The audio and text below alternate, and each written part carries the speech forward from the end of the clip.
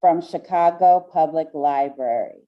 And welcome to our panel discussion of Women of the Movement, a chat about Mamie Till Mobley and her strength and how her strength impacted the movement. I am Velita Simpson, the Regional Director at Woodson Library, and we welcome you and we are delighted that you are here with us tonight. So tonight I am very excited about this program that we have in place for you, and we have a distinguished group of panelists that are going to talk with you about this book that has been turned into a miniseries on ABC. And I am going to introduce our moderator for this evening. Our moderator is Joy C. Weathers, also known as Joy Has Questions. Joy is an award-winning marketer and proud third-generation Southsider who's always been used to her inquisitive questions. Joy is a podcaster, and she is such a delight and so much fun to hang around and interact with. And I am turning it over now to Joy Has Questions. Hello, thank you so much, Ms. Simpson, for that amazing introduction. I'm like, no pressure. But yes, I am super excited to be moderating this discussion.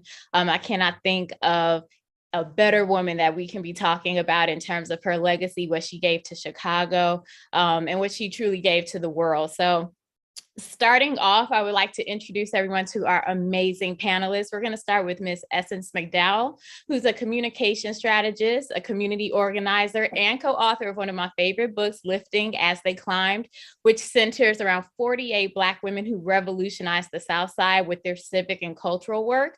Definitely one of my favorite reads. Next up, we have Madam President Scott of Chicago State University, who was unanimously elected by the Board of Trustees to serve as the 12th permanent president of the university.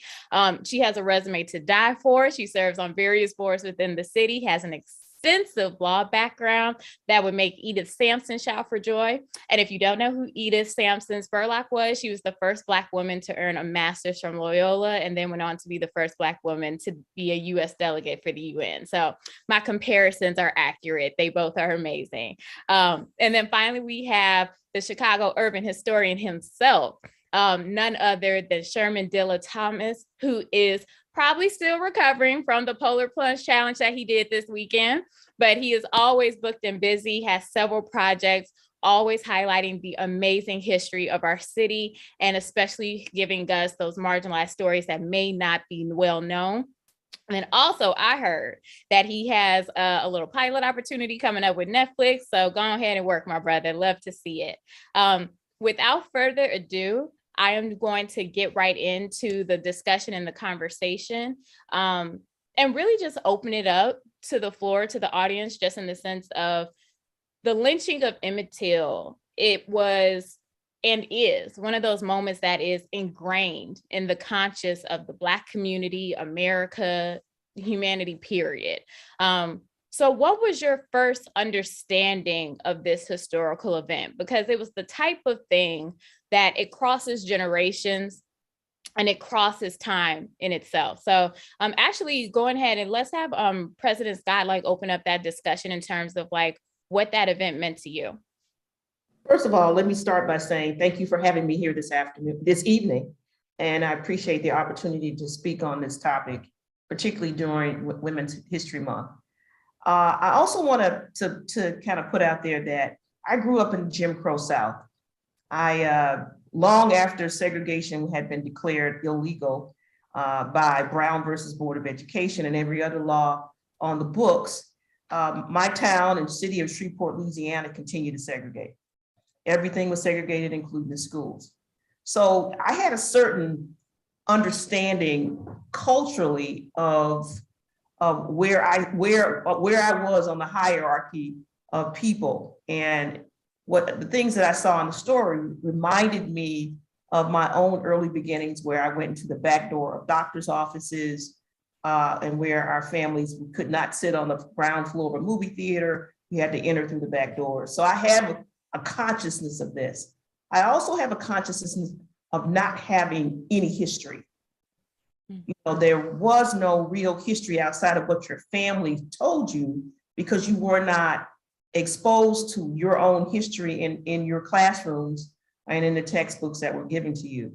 So I'm in college, it is in college that I learned about the, you know, the sort of the parameters of our history, and things like Emmett Till were presented to me for the first time. Now, I had a certain awareness of lynching and what it meant and how it maintained a certain culture and control over Black people. But the exposure to the sort of the gravity of it all, it came to me in college. And I will tell you, when you start to learn who you are, the process is a process. And it can be enlightening, it can empower you, it can also cause you a certain level of pain and anguish. And I think all of us, you know, take the death of Emmett Till and kind of roll it into a lot of other experiences that we've had as Black people. Mm-hmm. And so I think that answers your question, but it really is the sort of the trauma of it, the violence of it gets rolled into a lot of other things that we've seen happen to Black people. Couldn't agree more. And those parallels, yes, you're absolutely correct, that we see like kind of weave throughout the consciousness of our culture and of our community. So also like Dilla or Essence, in terms of your understanding, what was, you know, some of your first takeaways or feelings when you learned of this story or age? Man, listening to Madam President, I guess I feel fortunate, right? I was made aware of the story of Emmett Till fairly early in my life. I would say maybe about fourth or fifth grade, I kind of could conceptualize what happened. And it's kind of because of living here in Chicago and having sort of comparables. Even up until the 90s, there were Southside neighborhoods that we treated as sundown towns. And so that's how I was made aware of it, right? Like stay out of, say, Bridgeport or Mount Greenwood, riding your bike at night because something can happen to you like what happened to Emmett Till. Then you say, oh, who's Emmett Till? And I got that education at home. And then him being from Chicago, it kind of, at any King Day presentation that you go to, or any kind of like Kwanzaa or Juneteenth presentation here in Chicago, we say his name quite a bit just because his story comes from here. Right. And then Essence. Yeah, thank you for having me here. I'm excited to be a part of this conversation. I'm really honored, especially today, of all days, International Women's Day. And I come into this conversation, I was raised in an African-centered household. And so from as young as I can remember, there was an alternative education that happened after I left school, when I went home, and had to learn a lot of, I would say, really heavy but empowering information from like they came before Columbus. We couldn't go to school on like, you know, Christopher Columbus Day. And it was a radical home. And I'm really honored to have been raised that way because it helped me as I navigated through an educational system that really shined a light on the pain and the traumas of Blackness instead of, you know, our accomplishments. And so entering into the story about Emmett Till and watching this series recently, I think that it was difficult for me. I tried not to absorb too much like Black pain in the media. It becomes overwhelming because of how much we're exposed to on all of our platforms. And so I wasn't necessarily surprised at anything that I saw, but I really felt like it just reminded me that, you know, this nation was and still is extremely murderous. And that same injustice system that failed 67 years ago, it fails us time and time and time again. So there's no surprise, but I think it was just hard to see some of those moments, those more personal moments that Emmett Till's mother had to go through. I think that to center her in this film was really important. My original experience with understanding the impact of Mamie Till was because I wrote Lifting as They Climb, mapping a history of Black women on Chicago's South Side with Miriam Kaba. And we include Mamie Till along with 47 other Black women who have contributed to the city. And when the actual experience I had when I went to the church that we include as a landmark to speak to Mamie Till's power and activism, it was emotional, because prior to, you just see those images of Emmett, and you see him in the casket, and you see this, it's in black and white, and then you're standing in front of the church, in front of a landmark that gives you almost chills, because you realize like history is actually tangible and it's still here, in some very powerful and resonant ways. And so I think that understanding who Mamie Till was and how the nation was really changed by her decision to fight for her son's justice shifted how I understood the story of Emmett Till, and it removed it from the really like the grief around a young Black boy being murdered to understanding the power that Black women and Black mothers have. And so that's kind of how it shifted from like what originally I was taught about Emmett Till and what I understood to like today what I see as a larger story.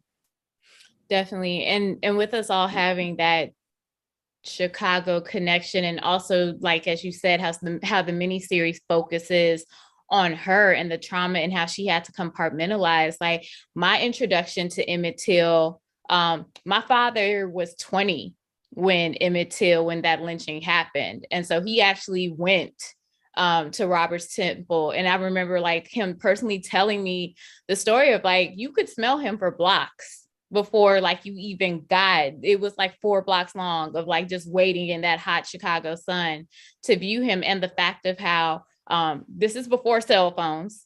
So it's like your anxiety is just building and mounting, because it's like you're seeing your neighborhood, for your friends, coworkers, people, like literally the entire community has descended upon, at one given time. And it's almost like this frenzied, experience that he described of just like dread and disgust and dehumanization.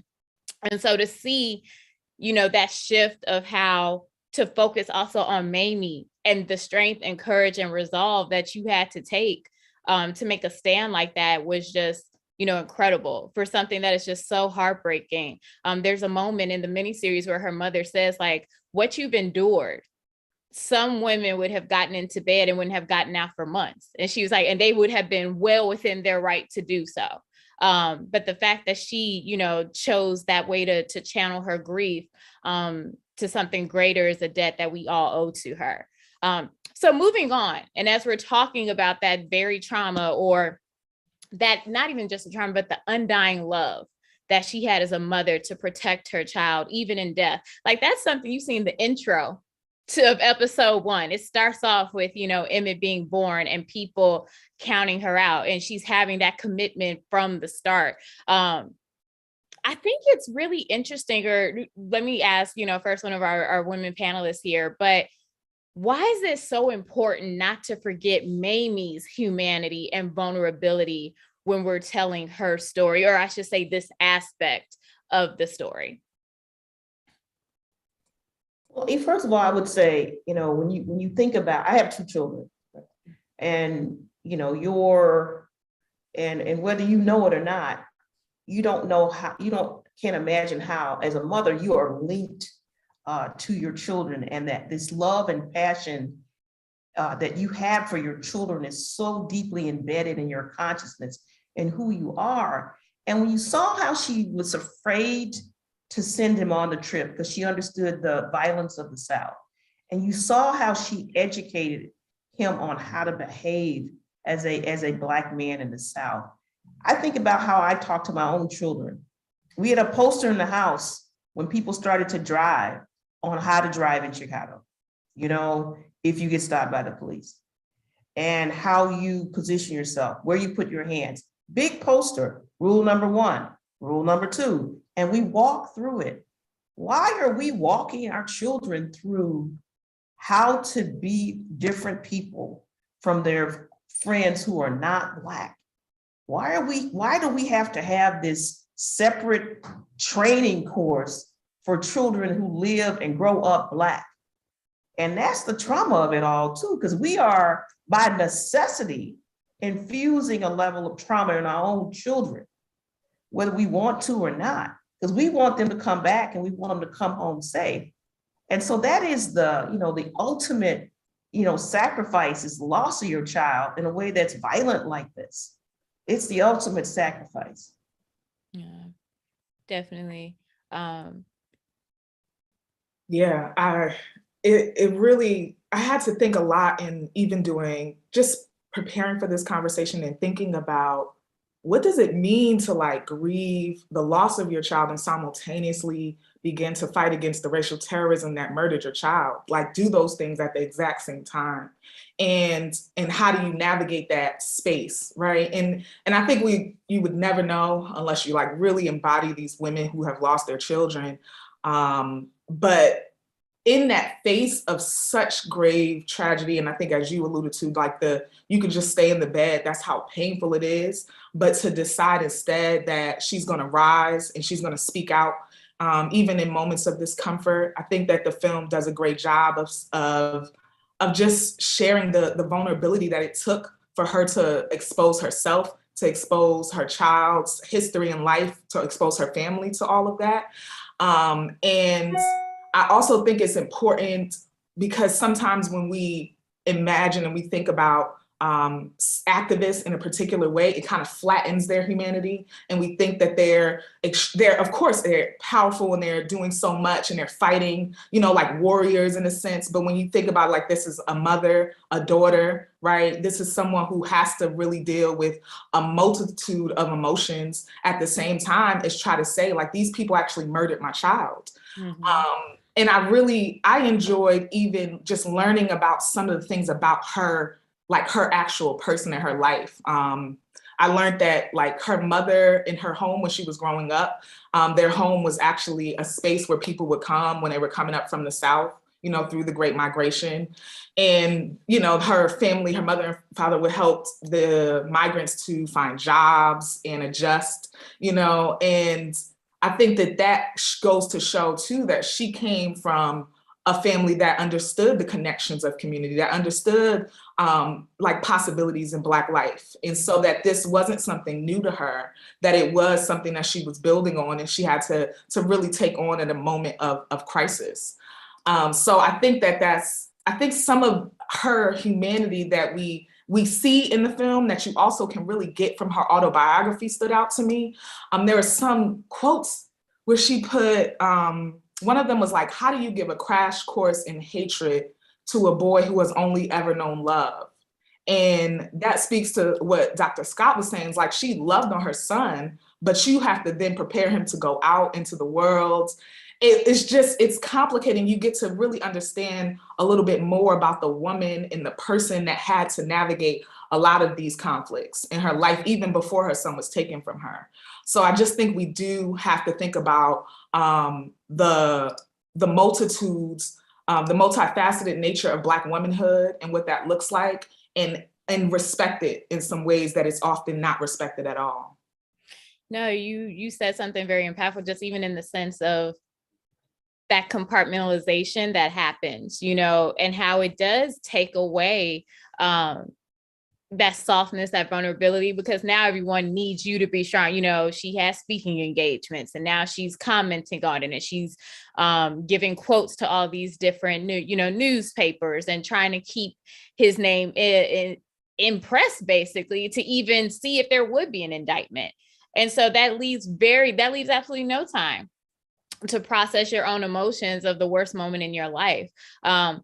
But even something still, when we are talking about, like you said, essence, like the community and family, and this is something, Dilla, I know that we had even like spoken about as well, just looking like when this moment happens, for whatever reason and the pain that she felt, she instantly jumps into, is put into that network, whether it's the NAACP or the Black press, as they said in the miniseries, which we know would be like Jet, Ebony, all these various well-known, now iconic institutions. But in terms of you, like just speaking on that, like that's something that's ingrained in Chicago.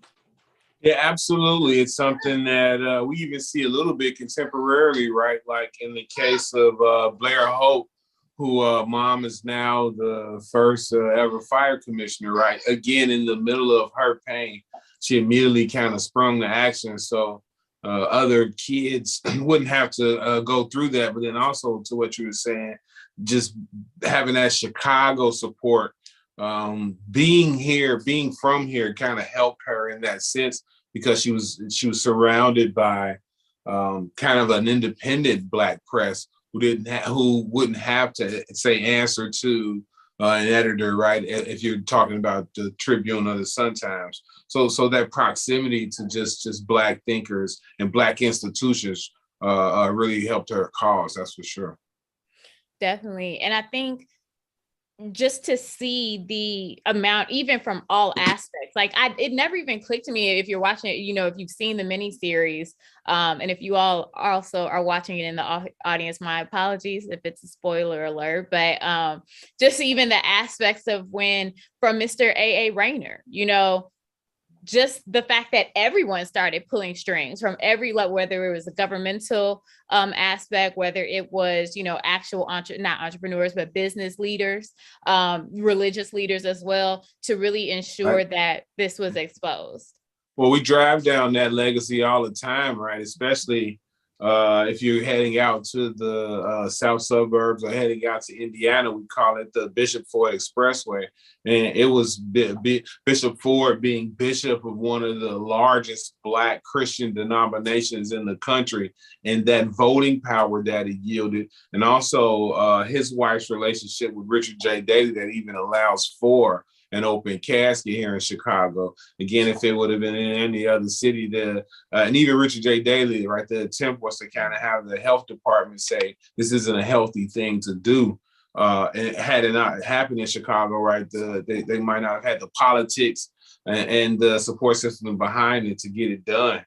But yeah, those religious and civic connections and power brokers, if you will, were very important to her.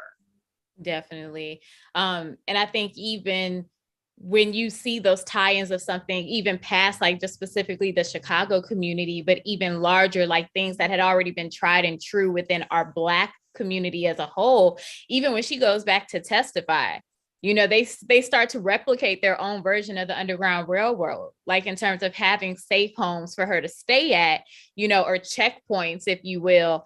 So even the logistical aspect of coordinating this so that her story could be told from the top to bottom, it was one of complete community, cooperation, and I will also say, when you look at the miniseries, even those moments where people, might have been scared or something, just still understanding that if we don't do anything now, we are forever going to be limited and marginalized and continue to be looked upon as less than. And so I think that's something to show like the power and strength of us as a collective. But even looking, through the miniseries or even to events beforehand, like, film is not something that happened 2 years ago. Like, it's not like, oh, this is the new shiny thing to do.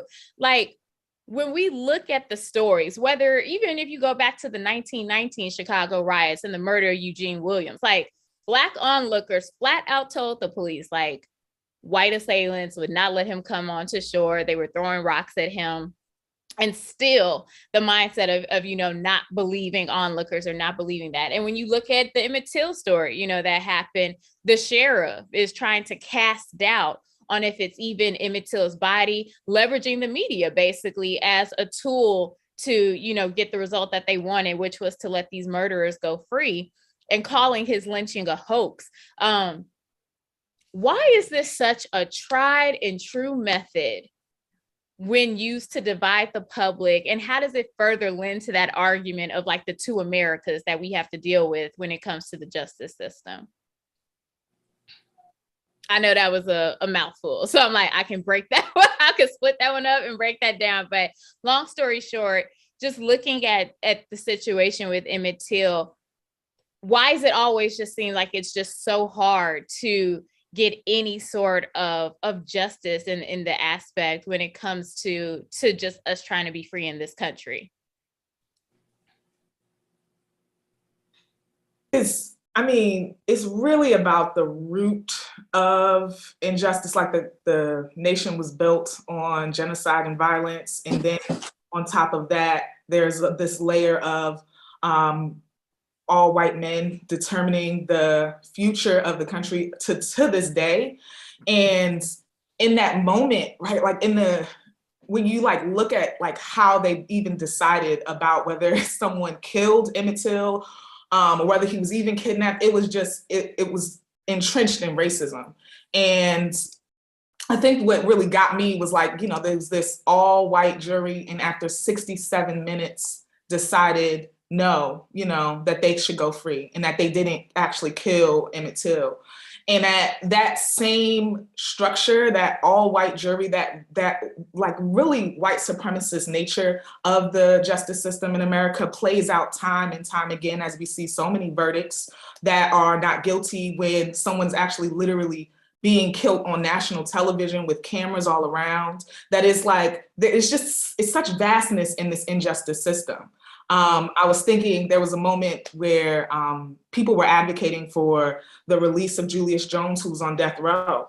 And he was accused of murder, but at the time of the murder, he was literally having dinner with his parents and his sister at the time that the murder was allegedly committed.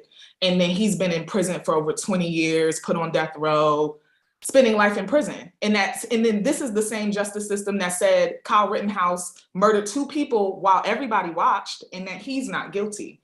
And so it just is from the past to the present, and unfortunately to the future. When we look at who's still in prison, who gets imprisoned, specifically political prisoners.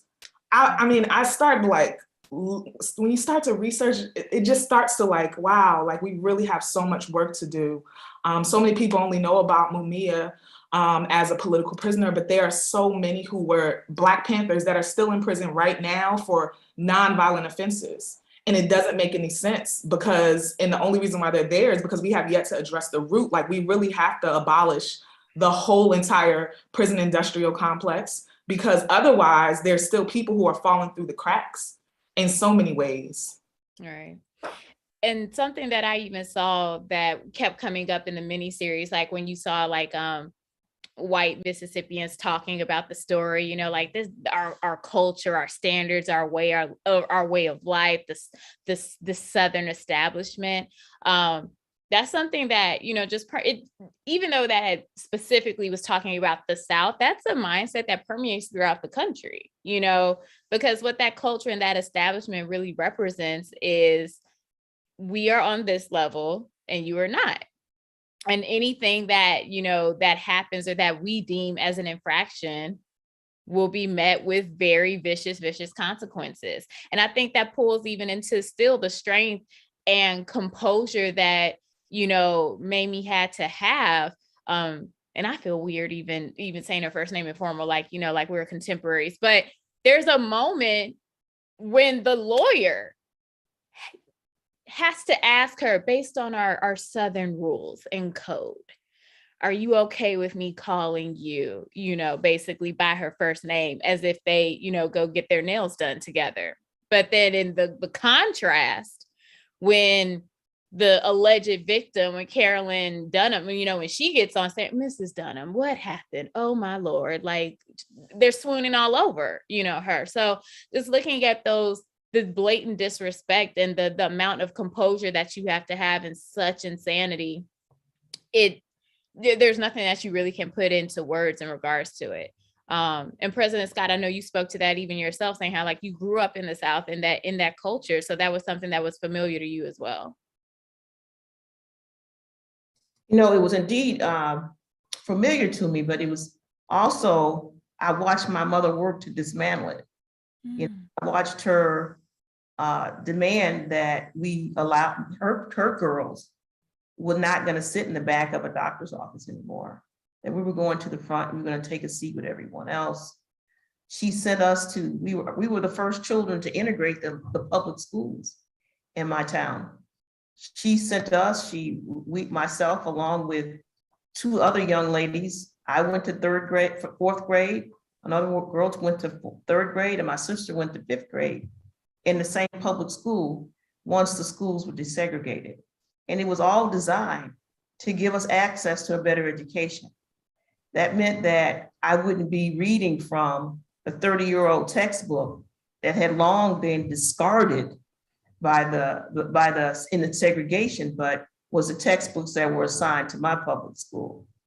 So it was, I spent my fourth grade year being called a negress by my fourth grade teacher. And imagine being that being your tag when you're the only one in the classroom. And so that teacher is setting the stage for who you are and how people are going to treat you. So I'll tell you, there's so many people who, you ask my mother, why did you do that, to your children? And she said, the only thing that she had, her response is that we had to do something to change the future. And we thought you were strong enough to take it.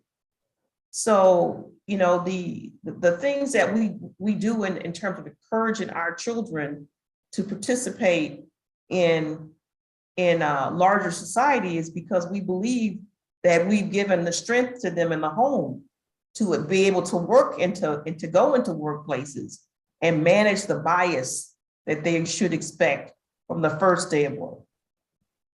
Because I tell you, when people leave college with a college degree, they're not going to get, and they're Black, they're not going to get the same opportunities as white students who leave college with the same degree. And the last few years have exposed the incredible systemic racism that Black people endure every day in every place and everywhere and every circumstance where they show up.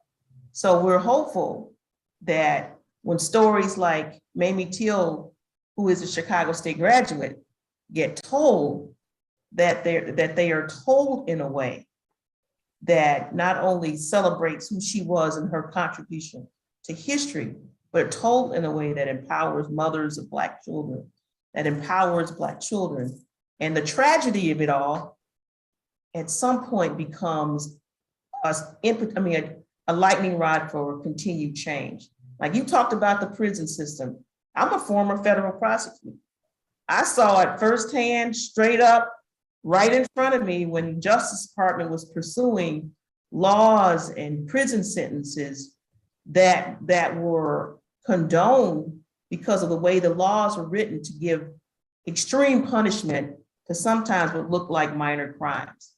And I was also there when people started to advocate against that because you saw the devastating impact on the Black community.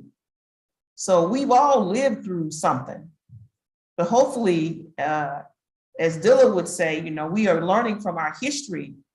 And I hope Dilla understands that while he's teaching history, he's also making history, making it live for people.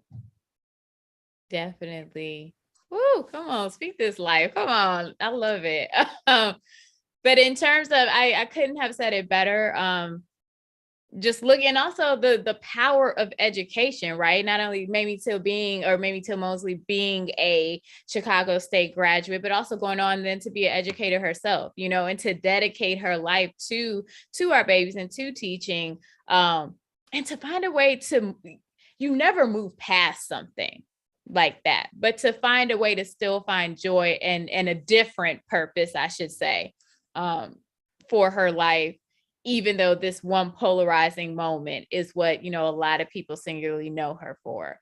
Now, even Dylan, so one thing I love about you, everybody know you gonna rep Chicago, the South Side till that casket drops. And so looking in terms of this situation specifically, like this is, 60 plus years after that incident, what is it, in your opinion, do you feel like causes such resilience with us in the sense of just how we are able as specifically Chicagoans to pull together, to galvanize, and to just like make a way out of no way, it seems?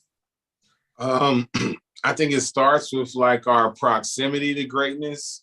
Just one, you guys are just talking about education, right? And by and large, whether take a place like the University of Chicago, right? A Black person wasn't going to be able to stay on campus but they certainly was going to let Carter G. Woodson get an education, right? And so that placed Carter G. Woodson in Chicago.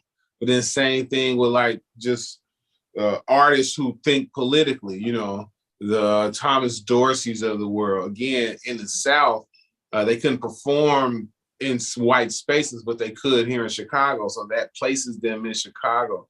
So I say all that to say, like, being so inundated and so close to like change makers and thought leaders kind of puts you in arm reach to people who can support you, but who have the skill set to support you. And I think that that's the underlying factor that usually propels us when we're dealing with crises and being able to unite in Chicago again, right, with Laquan McDonald, but even with Emmett Till, even if you take it all the way back to like the deconstruction of racial covenants, it's because that other Chicago lawyers are next to each other, right? Earl B. Dickerson lives around the corner from Irving Mollison, so they can take those two different type of thought patterns and take racial covenants to the Supreme Court, right? And it's the same thing with Mamie Till and her just resilience. She finds herself being educated in Chicago, where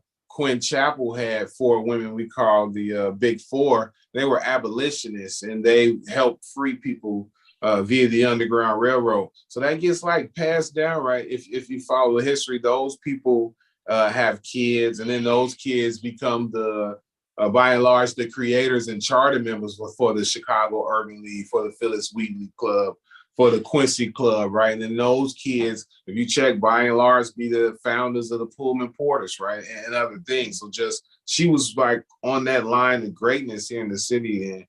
And that's just what it is. We just happen to be the greatest city on earth. Beyond that, I really can't explain it beyond us being early to educating Blacks, and then the prominence of the Black Belt is really why Chicago has been able to kind of be the backbone of African Americans across the country.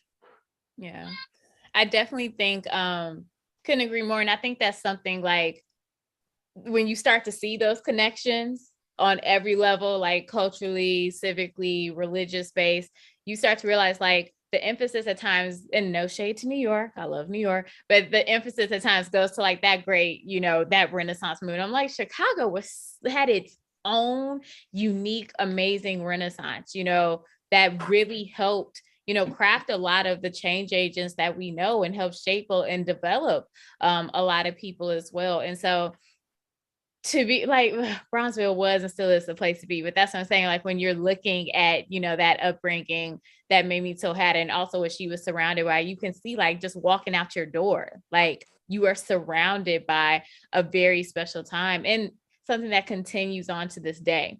As you said, like the second, third generation, you know, everyone picking up that torch and keeping and knowing that legacy and trying to keep it alive. So I wanted to know, were there any parallels that you all found in terms of some of those past historical events that were happening, you know, with the whole case, and then things that we see currently today? Like, I think something that I found really unique was, now I look at the NAACP, this is an established cornerstone of the African American community, freedom fighting, pushing to end those different racial codes. But I never thought, I don't know why it didn't click or dawn, you know, that it's like they had their teenage years, their beginning as well. So looking at how people were describing them in the miniseries, you know, like they're race agitators, they're outsiders stirring up trouble. I felt like if I took the NAACP name out, it was like synonymous with like even things that I had heard about, like Black Lives Matter. How do we continue to fight like this unfair portrayal, you know, so that, you know, when we're fighting for our justice, how do we continue to fight against like that portrayal of these institutions that matter to us to help support our community? I think it starts with like the stuff you do, right? Like we got to be real big on telling our own stories. I was reading an article, I know historians are long-winded, I'll be brief. I was reading an article about the Black life in 1883 here in Chicago. And it was basically saying 20 years after the Civil War, this is what the colors are like in Chicago. And it was almost like the default setting was subservient. And they were surprised that we had established or been able to pull anything off. And then my father was a cop. And in the police academy, they train you that the number one suspect is Black. So that's what you like. So it's called, when they radio in, instead of saying, hey, I got a Black guy, 6'4", they say I have a number one, 6'4", 200 pounds, right? And so that continues to get pushed and heaped upon us in the national media. People like you with your podcast and your social media platform, me telling the truth, other journalists, websites like The Tribe. We have to continue to push those up so that we're redefining what Blackness is. And then I think that will stop them from trying to illegitimize our institutes, right? Like instead of waiting for big media to define what Black Lives Matter means, it needs to be, even on a small level like us, constantly reminding folks what Black Lives Matter actually stands for. And I think that's how we combat against it. But it's not going anywhere because it's been going on since the 1883 article I was reading, right? Definitely. I think it's so crazy how it's so simplistic, the tactics that are used, but it's so effective. Because I'm like, a lot of times when we're reading these stories, it's the same verbiage, like just systematically just pass down the same language that's used, just insert like a different, headline.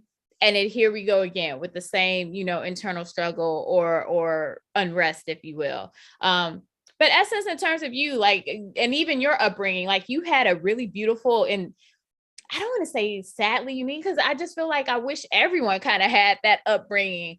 I was in a household myself where it's like, if you don't know it, you're researching it and you're writing a personal book report in this house, and just having that thought process to ask questions and to be critical thinkers. So with your own upbringing, like, how did that kind of help you in terms of shaping or continuing that fight on as we're looking to find ways to fight for our justice? That was an unexpected one. Mm-hmm. I know how to flip a question. Thank you so much for that. Yeah, I think that what I remember at the core is like, part of why we're so hated is that we are immensely powerful, infinitely so, and that we have been.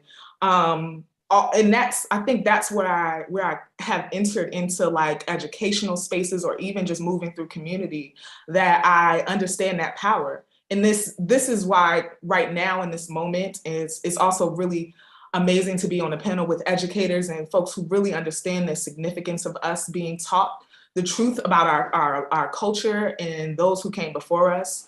Also identifying the fact that, like Black and African culture is thousands and thousands of years old, and it doesn't start from enslavement points. It doesn't start from trauma or violence, right? Like it goes beyond that, and that we are the original thinkers and scientists and dreamers. So like that at the core, I think is important. And also I recognize that in entering space in that way, that I felt it easier to be confident in whatever I was dreaming about, whatever I was doing. And I also went to HBCU, which I went to Bethune-Cookman, which is, started by Mary McLeod Bethune, and understanding, like, also highlighting the power of Black women throughout this whole entire process is like, what we can do to transform our communities is 100% possible. Mary McLeod Bethune started the school with like $1.50, literally $1.50. And so the ingenuity of Black creativity, the power that we have to be able to say, like, although we are in these oppressive circumstances, what we can build is infinite, And so I think it kind of moves there. And as I learned more and more through writing Lifting as They Climbed, as I learned more and more about learning about Black women's legacies and how they enter into this space, I'm just like, I'm blown away. Speaking to what Dilla was talking about in the 1800s in Chicago, right? Like it dates back to like Mary Jane Richardson Jones, who was like an original abolitionist and original suffragette who was doing work in the community when it was just a couple hundred Black folks here. And so it's like at all levels of history, we are able to identify the ways in which we are using the challenges before us to create solutions and to build the institutions that we need. And I think that has a lot to do with just me understanding why it's important that we continue to teach this, especially right now. Critical race theory is under attack. They're literally banning books. Like it feels like, are we in the 21st century or are we in the like 19, like I don't know right now. And I think that if we're clear on the importance of us, our children and the youth being taught in a particular way, that we can fight against these things. But it's so necessary. I'm going into some schools just for Women's History Month. And over the past couple of years, every time I step into a classroom, and most of them have been either high schools or middle schools, you would be shocked to learn like how little Black history the children are getting in their classes up until high school. When I ask them what they know about Black history, they're like, well, I'm still learning about, like Rosa Parks. All due respect to Rosa Parks, right? All due respect to, Michelle Obama, but there are hundreds of Black leaders and inventors, and just it's so much genius that they are just not knowing. And I think that relates back to like me entering school, knowing where I came from, knowing what's possible, that they're not being taught that critical race theory will be erased and that books will be banned, because they know once youth get that education, once you understand the history, the power that is possible and the transformation that is inevitable is just something they want to prevent. No, I completely, feel the same way. Just, I think that unlocking mechanism that happens when we are able to educate ourselves, not only just on this story, but to unpack the layers and find those intersectionalities, not only between like Mamie Till, but just like our community as a whole. It makes you hold your head up differently. Like, I can walk into a room and literally count all the inventions. I'm like, no, we did that, and it gives you a sense of pride and purpose that it's like no one can shake you when you have that type of foundation, but it's our responsibility to make sure that foundation is being given to the next generation, and to keep that going.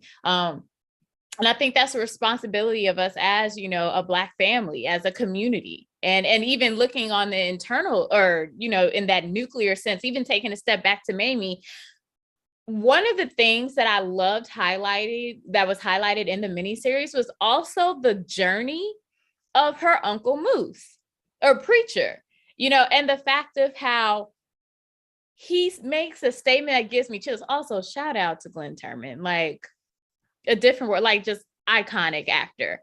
But he makes a statement. He's like, the only time I ever held my head up was to talk to God, and he's tired of, doing that. And that multi-layered journey that he goes on, like that required support as well, because he's battling guilt, feeling like he got his great grandnephew murdered. He's also battling the fact of like, as a man, to be this protector, I have failed, because I let them come into our home and do this. But then also seeing how the community doesn't shun him, but like rallies around him as he's coming to that. Why, and Dill, I'll let you lead just from that perspective, but in that aspect, like, why is that so important when you add in the conversation of like Mamie and her family, and why, to be honest, like why that was necessary in order for them to kind of find healing? Yeah, I think it, again, like you spoke to earlier, that's a tactic that's very often used, right? Those who have immense power overuse that power to show those without power that you are indeed really, really powerless, right? So a bit of that, as previously mentioned early in the Chicago race riot, what you may possibly, I'm sure and the panel knows, but when the Black beachgoer, when Eugene was drowned, basically hit by a rock, a Black police officer arrived at the scene to make the arrest, and a white police officer prohibited him from making the arrest. And it's that over and over again, right? That kind of causes the riots that occur that happen later. The community rallies behind that cop later on in his life, right? He feels like, man, I probably shouldn't be a police officer anymore. And it's the community that says, no, we still need your representation. We know you're doing the right thing. The first ever police lieutenant is a gentleman by the name of Lieutenant Childs. He's from Chicago. They would not allow him to give anybody orders, though. He wanted to quit really, really bad. Again, the community rallied behind him like, no, we need you in there. We need that type of representation. And so I think it's just a part of the Chicago story, because we are, in the case of Mamie and others, we recognize we need others along this journey. And we needed somebody, and somebody's going to certainly need us. And that's just a part of the Chicago fabric. No, completely agree. And I think that's something like even looking at her great uncle, like inadvertently, because of that horrible tragedy, him and his family become one of those numbers that are in the Great Migration, because there's a consequence that is made. One of the NAACP, I believe her name was Ruth, oh goodness, I feel so bad because I just had her name. Man, not to jack your story, but you just touching on something personal for me. I fancy myself a pretty decent historian, right? Like nobody's came behind me and said, Dylan don't know what he's talking about. And I've been like presented nationally at this point, right?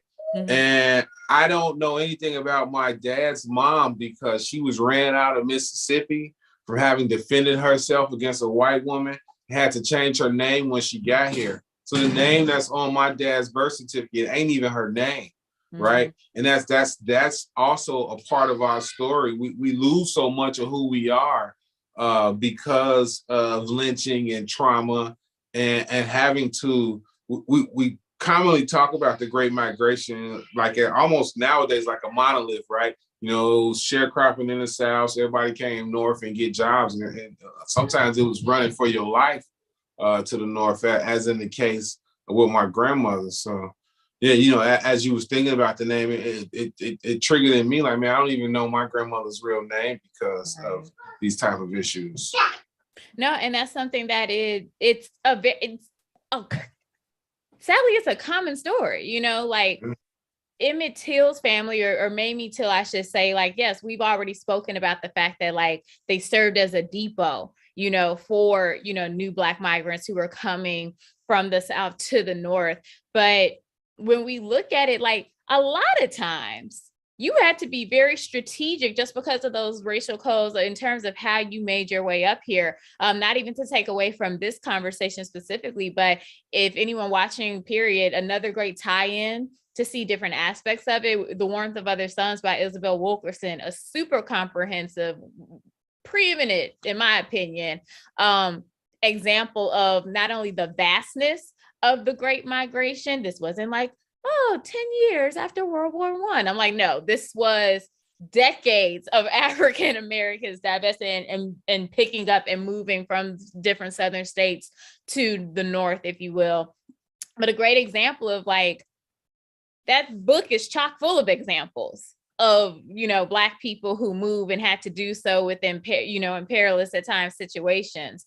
Not going to give the book away, but even some of her character members, how you had to be strategic if you were a sharecropper to not give any inkling that you were trying to leave, because suddenly at the end of the year, your books are going to come up, you owe us money. So now you have to give us a year or 2 more years of a contract. And even looking at the miniseries, that's something that was amazing to see. On one aspect, you have this grown man preacher, 64 years old, that should be able to stand in his masculinity and the fact that he's a leader for his family, but they're still calling him boy. But he's also privileged enough to even have a farm that turns a profit at all. Like his neighbor even brings it up, like, you really want to leave? Like, you actually get money at the end of the month, which was a rarity in the South. Even we look at Dr. Shepherd, who is very influential in helping with keeping that trial going and finding witnesses. That's another aspect that I would love to talk about right now. Here is a Black man, had a mansion to the point that even the DA goes, I've never seen, a Negro with a home this nice. And made me ask him she asked in one of the scenes, like, what keeps you here? She was like, you could have been left. So what do we think in terms of, his reasons for why he stayed in Mississippi? Why do we think it's important, especially also as Chicagoans, when we do make it, if you will, or when we do kind of like, are able to serve as that example, that we also stay within our community or support our community? That's open to the panel. I don't want to point anyone out. Well, sir, first of all, we have to have a sense of community, a sense of self. And where else can we go and have a sense of self and be empowered and enriched, and then our own kind of iconic structures in our community, like the church and our sororities and our organizations and our neighborhoods that really provide sort of an anchor for who we are. Recently in Chicago State, we did a poll, a focus groups on how students find out about an education in Chicago State. It's not through news media, typically not through counselors, but it's through family. So it's that same kind of informal networks that brought Black people to Chicago, that the Pullman car porters were throwing newspapers off the train, sharing that Chicago news, the Underground Railroads that got us up here as our first migration. It is these networks of people that kind of bind us to one another and bind us to who we are. And if you cut off that network of people that support you, that look like you, what happens to you? Mm-hmm. What happens when you are not fed by what looks like you, what talks like you, what thinks like you, what understands you at your core? What happens if that is taken from you? They tried to do it, and when they brought slaves to this country, they took them to different pieces and they broke up the tribes. But still the cultural pieces of Africa still live in how we eat and how we drink and how we talk and how we cook. It's still there. They couldn't even wash it out of us. So I just think that there's something in our souls that binds us together in a community. And when I found out through those focus groups that it is the network of people that we need to influence in order to get people to think twice about education, you start to recruit differently, because that's what's going to influence people to do something different. Definitely. Essence, were you about to say something? No, I'm sorry. I'm just agreeing with what Dr. Scott was saying, because especially during the pandemic, this has been the unprecedented, wildest 2 years, 3 years going on time frame that we've ever lived through. But what I understood from what was happening during these past couple of years in a communal level was that the collective, collectivizing resources, that determining that we don't have X, Y, and Z in a moment where the government was like, okay, I give y'all one little check. How then do our communities sustain themselves when people can't go outside to actually get food, to get groceries, to be able to support their day-to-day needs? What happened was community members showed up, right? There was these mutual aids groups that formed, these susus, like going back to African culture, right? Like this way that we were deciding we were going to pool our funds, pool our resources, pool what our, transportation sources, whatever it took to keep us sustained. And I think that that was all in a moment where it was, where it still is really challenging to see the deficits in governmental structures to provide support for people be in communities around this nation. I think I saw so many individuals that are part of organizations and also those who formed spaces and groups to provide for us. And that kind of goes back to what we've always been doing since the very beginning. So I'm agreeing, because I'm like, that has been the answer, that in moments where this nation may never just transform and change, right? Like there's the laws aren't gonna unwrite themselves, the prisons aren't gonna open the door. Like we have to take control, and we have been. So we're a part of this continuum of revolutionary resistance that has kept us alive and kept us thriving in moments of despair and deficits and trauma. So yeah, I definitely agree. We already have the answers that we need.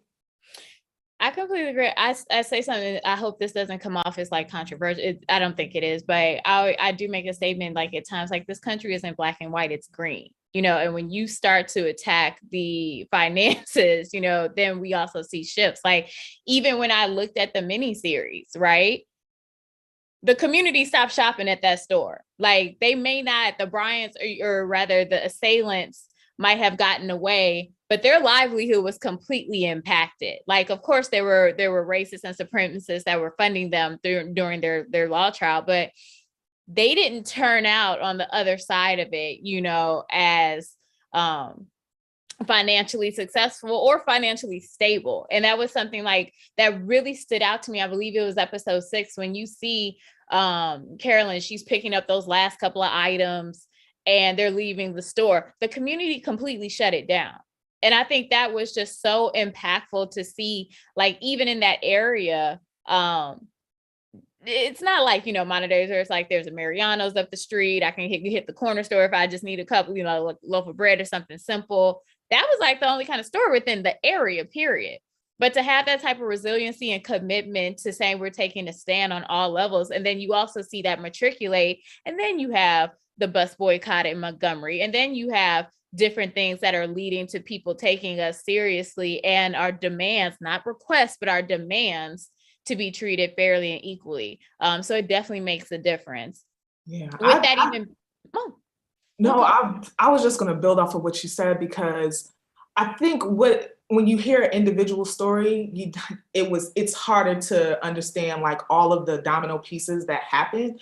And so I think it was really illuminating to learn, like, you know, so the verdict happens in September 1955, right? Mm-hmm. Not guilty. And then that October, Mamie Till, again, it's also the power of this one mother activist woman deciding to take a stand. She then goes to visit like 33 cities, 19 states. She travels around the nation to spread the word around what happened to her son. It also becomes like this international thing. And then in that December, because it's like that whole fall, it's like amazing to put when you connect the timeline. In that December, that's when Rosa Parks refused to give up her seat, right, followed by, you know, Martin Luther King being like 26, starting the bus boycott, right? And it just keeps going from there. And so it's like, wow, this moment that we think about this young Black, you know, murder that happens in the South, how that contributed to a whole national shift. I think that's amazing when you see the whole layout that you mentioned. Like, it's actually a domino effect that this one event really changed the course of racial history in the United States. No, definitely. Even with Rosa Parks citing Mamie Till and that whole situation, she was like, that is one of the things that kept me sitting in that seat. It was the fact of like, we're not doing this anymore. So that's the reason why Mamie Till's Mobley is called, she is the mother of the civil rights movement, because that was like a change and a shift in the consciousness, definitely, of what not only we as a community were no longer willing to put up with, but also what we were demanding elsewhere. So now here we are, fast forward to present day.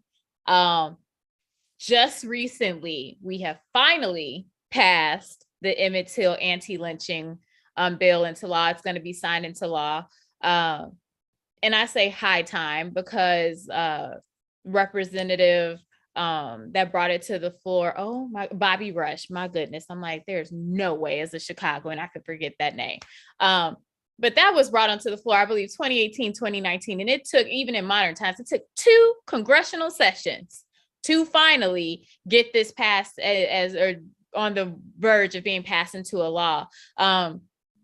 Looking at the legacy and what this even means, why is it so important, to finally have this on the books for us as a community? And how does it kind of, in a way, do we feel that it even helps a little bit with our healing process from this?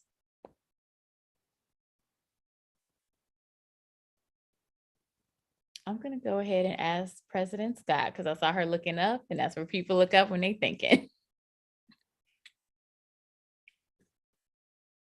Are you on mute? Oops. Yeah, important legislation like this, it is important. As we watch so many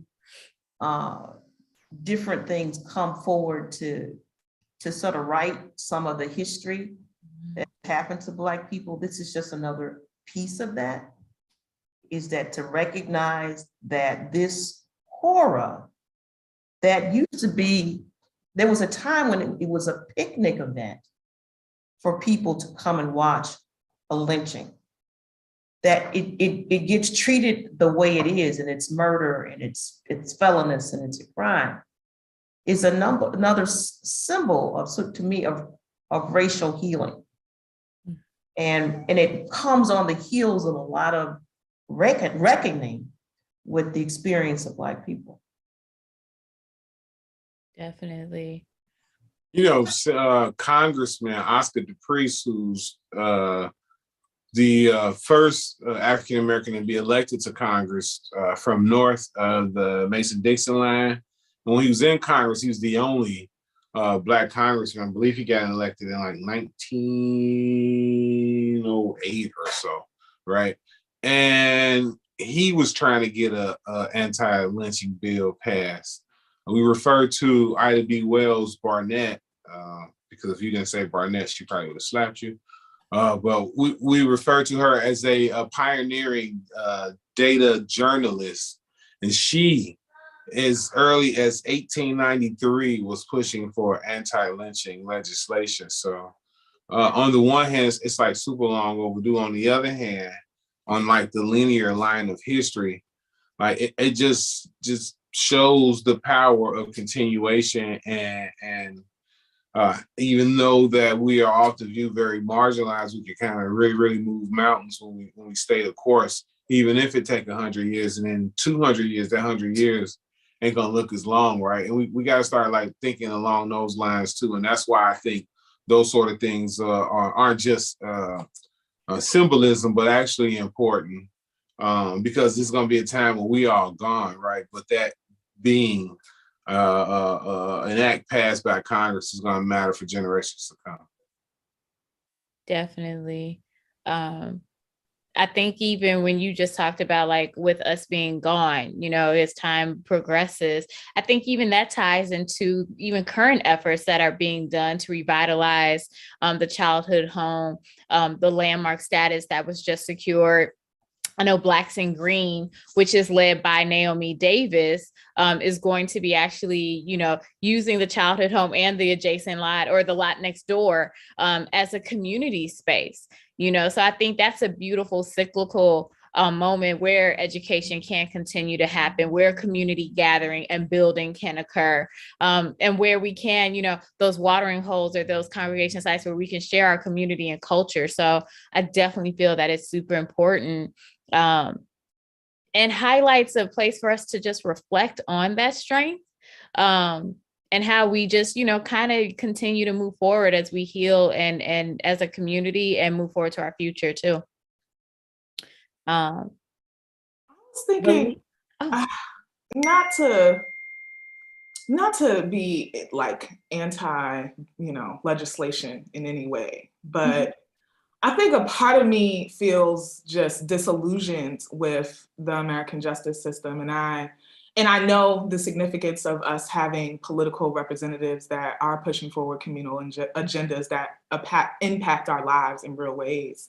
But at the same time, I'm just feeling like, in doing this, in having this conversation about Mamie Till, it's like you can't not see the parallels of all of these mothers that have experienced similar things. You know, Trayvon Martin's mother, Sabrina Fulton, Mike Brown's mother, Tamir Rice's mother, Eric Garner's mother. Like it just keeps going on. And there's so many, also so many mothers whose children that were slain weren't killed by the police or weren't killed by, like, you know, folks who were pushing for a white agenda. But they're still having these same kinds of crises in the communities. And I think that it just, to me, when I feel this disillusionment, like they can pass the bill, but they're still killing Black people. They can pass the bill, but our communities are still disenfranchised. Like it's so displacement, gentrification, like there's so many issues. And so I just have to go back, because when I felt that feeling, when you guys were talking about it, like I didn't feel like it's like what I feel like I should feel, but I do recognize like these mothers have come together to protect, you know, and to push forth resistance in ways and advocate for protection of our communities. Even in Chicago, like Moms Against Senseless Killings, like when it's not working, when the police aren't working, when things aren't working in our communities, Black women, Black mothers have stood up. And that's where I kind of find the grounding to say, like, this is something that we collectively have the power to change. Even when they're writing on pieces of paper that have nothing to do with the material lives of people in our communities, that we still have this legacy of resilience that we're also still being a part of, that pushing forward. So I just have to like be grounded in Black women and Black mothers and leadership throughout Chicago that shows, and throughout the nation, that shows like we are these answers, instead of like depending upon a system that has constantly shown time and time again that it does not have our best interests at heart. And I think that, I mean, that's an honest, and thank you for even sharing that, because I'm like, I think the beauty of this conversation is having those different perspectives, you know, wherever we follow in our own personal opinions, but just, let's be honest, like even before the pandemic happened, we are tired. We are drained. We are exhausted. I can't keep, if I hashtag one more person, it's just like, I'm gonna snatch my wig off. Like, it's just, it gets to a point where it's just like, what else do we have to continue to deal with? And I would love, there's something that Mamie Till says, like she wanted to raise Emmett to be free. You know, that thought of when do we get that feeling of we're not on the defensive, if you will, where we can just be in our own autonomy and have that feeling and that piece of the pie or the dream or whatever it is that we want to fill that term with. But when does that happen to us? And I think that's also pulling from President Scott, why, as these systems are still in place, why it's so important for us to pull internally, like you're saying, Essence, within our own community. And not only the resilience of our ancestors and people that have come before us, but the fact that like we're change agents ourselves, you know, and every aspect of us sitting on this, you know, on this call or stream, or even for anyone watching, our revolution is defined individually. You know, I may not be on the front lines marching, but I'm the person that's going to be spreading the information or, connecting the dots or highlighting this is who needs to be, you know, given opportunities for equity. You through education, as well as with President Scott, Dilla, yourself, you know, providing that history and sharing it on the wider scope, because it isn't found within textbooks still in 2022. I think that's a way that like we actually can mobilize and be the change, but not to be cliche, but be that change that we do want to see. I feel like I now sound like reading Rainbow, but that's the point of like just really highlighting and focusing that aspect of how we gotta like not beat ourselves up, and also realize that we are new to the earth, right? Now we are a part of the African diaspora, and I'm very proud of that. But Black folks, the descendants of chattel slavery, and that hodgepodge of us being the children of our rapists, oppressors, right? In many instances, like that experience, no other group of human beings experienced chattel slavery the way that we have. And so for that to have ended in 1865, and for us to be where we are today, with still so much more to accomplish, is like in the eyes and the annals of history, right? Like looking at other civilizations, Rome, Greek, the Egyptians, the Russians, whoever, like we are phenomenal. No other group of human beings would have survived that, right? Like there are, you know, the Neanderthals aren't here anymore, right? Like the descendants of chattel slavery could not be walking the earth anymore. Like they have tried everything that they possibly could to wipe us off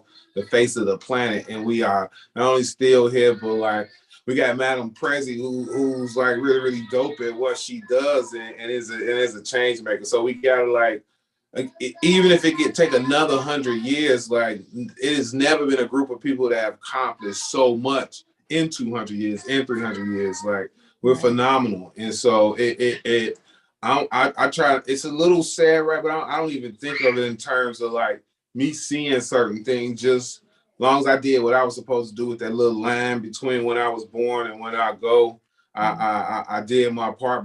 But we've accomplished or not. So sometimes I feel like we haven't, right? Because there's so much in front of us, because we got so many barriers to knock down. But man, have we accomplished a lot of stuff. Definitely. I wanted to just do a quick little check-in with Velita, see like were there any questions that were coming through on the audience side, or if we're good to go. Perfect. So just wrapping up. This is, first of all, let me just say what an honor it has been to talk to each and every one of you all personally, whether I've watched, you know, your stories from afar, or if I know you personally, like super, super blessed to just have this conversation and this exchange. I really don't have like too much that I could say, just to put a smile on my face to see that, you know, this is what happens when we truly care about our community.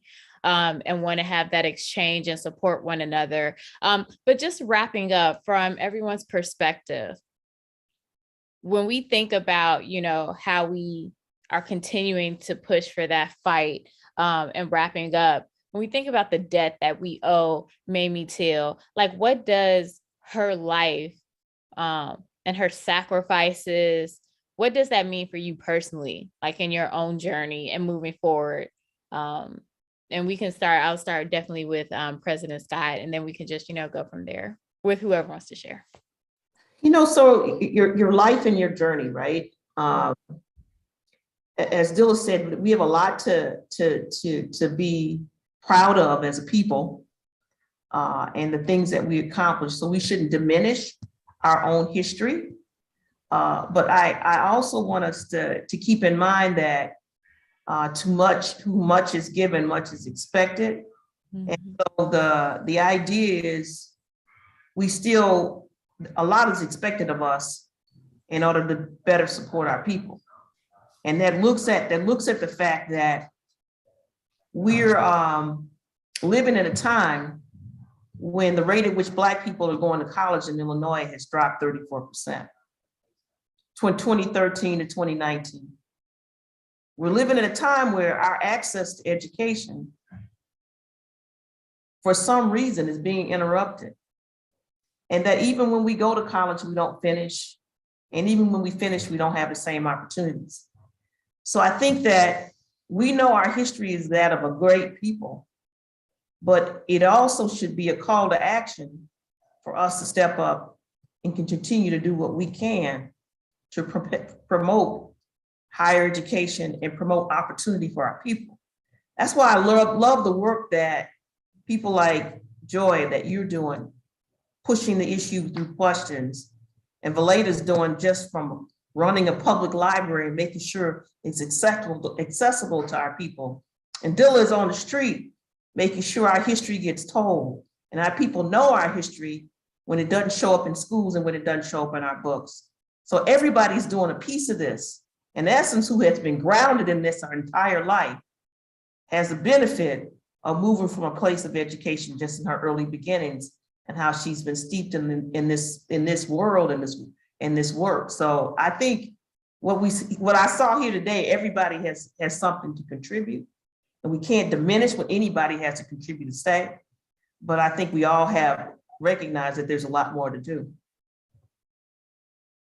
Ashe, I completely thank you and completely agree with that. Essence, I feel like I keep putting you on the spot, so I am not going to do that. It's okay. okay. It's okay. No, I'm. This has been a beautiful discussion. It's such a great way to spend this evening. I mean, what can I add to that, Dr. Scott? I just feel like it's really, to me, just about continuing to learn, just like, in whatever way that feels good to you, but like continue to learn. I think that to me has been the key, learning more about our history, learning more about those who are doing the work, learning more about the innovative ways youth are also pushing things forward. It's just the learning aspect that I feel connected to, that I feel committed to for the rest of my life. And regardless of what I think formation that takes, I'm just really trying to figure out how to keep doing that. And also how do we begin the process of, just continuing to make it all accessible. A lot of texts aren't digitized. Like, how do we make sure that what we have in the physical form translates as we become a more digital world? That's my like communication strategist side coming out. But the preservation of our history is so, so vital. And so from the information that we take in to the buildings that we have, the landmarks that reflect this history, I think that if we learn about them, right, like then we can protect them better. Then we can make sure the city doesn't demolish them. And it's the learning aspect that I feel is at the foundation of how we navigate our lives and how we're able to continue to provide opportunities for others and how we understand our place within this world. And so that's my commitment. I'm going to continue to try to do that in the best ways possible. And I would encourage, others to do the same and collectively, I think we can do that collectively to make sure that we are able to amplify this beautiful, rich history that we're able to just kind of scratch the surface of today. So thank you guys so much. Dilla, what about you? Yes, I'm like, Oh man, I thought she was gonna be like, all right, thank y'all for coming out. God bless you. Get out of here. I don't think she forgot about me. That's good. No, I intend to. I consider myself like a pass-through almost, right? Like the person who enjoys seeking information just to give it away, right? And I'm going to strongly continue to do that, and I hope that. As Madam Prezi said, it serves as a kind of as a reminder, right? Like I say all the time, it's real hard to disrespect the space you know the history of, right? Like the history of grandma's front room and what she had to do to get that furniture that's still in the plastic. You don't play with your toys in it. And even as you get older, right? And grandma be gone, you probably still don't go in that front room, right? It's just a reverence you have for this space once you know the history of it. And so I intend to continue to teach us and highlight the history of our city and hope that encourages people to have reverence for it. And then like you both say, like inspire to get your name etched on it, right? And then the other thing is just like all the answers are correct. And I hope that we come away from that too, like going to college is important. Going to trade school is important. Being artistic is important. Being an entrepreneur is important. Like it's all important. And the sooner we look at all those things as pieces that we can kind of use together to get us where we want to go, I think the better off we'll be. But last time, I'm just super honored. Like I found myself on panels. I'm like, why am I on this panel? Like these people are so accomplished and distinguished. And so I'm humbled to be in you all's presence tonight. Thank you. thank you. I'll definitely let Velita have the last word. I just think very simply, being blessed to come from a family that every time we walked out the house, they were pointing to things or telling me their own personal stories. It made history come alive for me because it made me look at the people that were revered for what they had done and accomplished. It humanized me, like, oh, that's where Red Fox got his hair cut. Or, oh, wait, Jessie Benga helped Bessie Coleman get her flight or her pilot license so that she could be, this iconic Black aviator. I think when you have history just thrust in your face like that, it is something where it's like you start to see the tapestry and how you are interwoven into a community that is so vast and so beautiful. and vulnerable and resilient and all of that. And so I think for me, I have a duality. Yes, I have my platform, you know, but I work in corporate America. I work in the entertainment and advertising space. And so I definitely understand, like, whenever I sit down, like, it is my job to bust those doors down. And I'm like, and I know we love that saying of like, oh, a seat at the table. If I don't like the table, I'm gonna burn the restaurant down and build my own. So I think that's always been my mentality. And I think it is something that is so needed as we're continuing to push the community forward, to really just sit with ourselves and what our strengths are. And for anyone watching this, like, your talent, you are one of one. You know, Mamie Till found a strength from the worst possible thing that could ever happen in her life. She wasn't raised an orator, you know, she wasn't in the entertainment space or in the you know, a space that put her in a public speaking atmosphere, but she found that courage from, you know, God, or a place from deep within that she didn't know that she had. And I think that for me is just the takeaway that I have. My melanin is a strength and a testimony to so many people that have come before me to give me the courage, even if I'm the only one in that room, to say what needs to be said, even if they don't like it. I say with a smile. Sometimes I don't, but it is what it is. That being said, thank you all for this amazing conversation. Velita, definitely please take us home in ending the discussion, but thank you all for joining this evening. Wow, what an amazing discussion and evening this has been.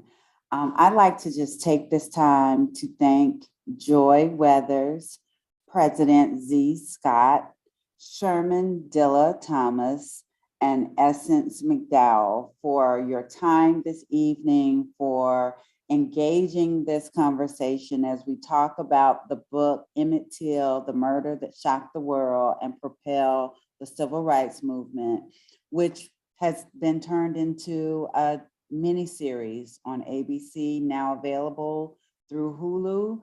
And that miniseries is called Women of the Movement. And it's all about Mamie Till. It's been a great discussion.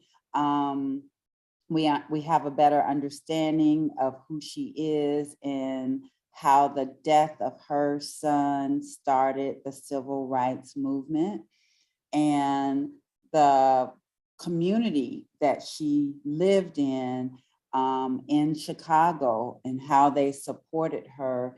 And she was able to start this movement by sharing her tragic story. Thank you so much for spending this time with us as we kick off Women's History Month. And you all have a good night, and we'll see you next time. Thank you so much.